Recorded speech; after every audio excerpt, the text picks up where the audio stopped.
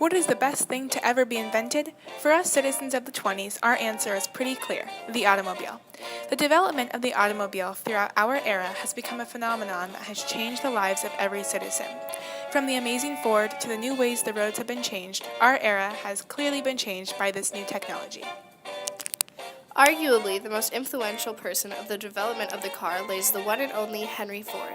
Ford, the American industrialist and founder of the popular Ford Motor Company, has been beneficial in creating a car readily available to the public.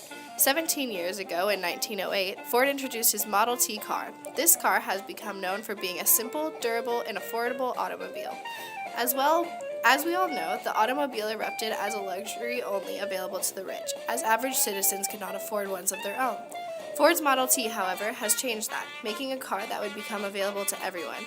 Because of this, Ford's Model T has become the best-selling car to date. In addition to his automobile, Ford has introduced an efficient, new, and exciting way of making these automobiles. He calls it the assembly line.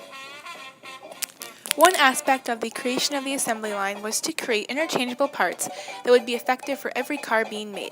To do this, machinery to make these parts identical each time needed to be upgraded.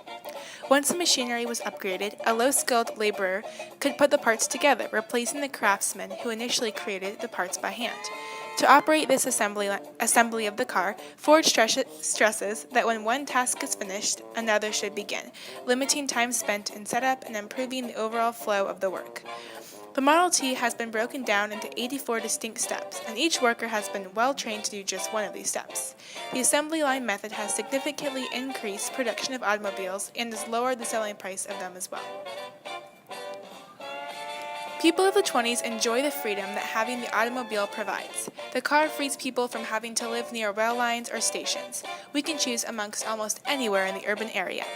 The automobile has radically changed city life by accelerating outward production or expansion of population to the suburbs. Cars have replaced rail service and a good amount of pedestrianism in the streets. Although citizens like the freedom, people are often frustrated with the dirt roads used to drive on between towns and cities. The rainy and wintry months has led to mud becoming a huge problem. Harriet Moorhead Berry was and has been determined to improve highway conditions. In 1919, Berry took charge of the Good Roads Association and increased the organization's membership from 200 to 55,000 in only 2 years. By 1921, the Historic Highway Act was passed, which included a 1 cent per gallon tax on gas to help finance highways. Although the extra cent is pinching our pockets, the quality of our roads are increasing significantly. One of the necessary aspects of the development of our automobiles has been the need for gas stations and service centers. Initially, gasoline had to be obtained at bulk depots outside the cities. Fuel was provided in cans and was transported by wholesalers in horse-drawn tank trucks. In 1905, the Automobile Gas Company in St. Louis employed a gravity-fed tank for fueling cars and created the first gas station. With the rise of the popularity of the automobile, the demand for fuel has increased. Thus, our main fuel company, Standard Oil, has opened 35 homogeneous stations along the West Coast. Pumps have also been installed to create a more efficient fueling process. Although the majority of us own Ford Model Ts, you may see the wealthier sporting custom-made automobiles in different colors and styles, such as the classic Model T in a shade other than black. Another nice automobile is known as the 1924 Chrysler B70, set at around $1,500. Or you may see the 1922 Cadillac Roadster, set at a hefty $3,000 rolling down the street as well. Along with our gas stations and service center popularity, our era has developed a fine taste for car racing. We pride ourselves with the development of a new sport that will last throughout many decades ahead of us. The pole speed for the 1919 race rose to about 105 miles per hour.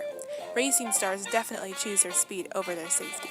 Racers race on wooden track, creating a somewhat bumpy ride. It's a wonder they are able to maintain balance. Throughout our generation of the 20s, we have experienced a wonderful achievement of human technology and craftsmanship.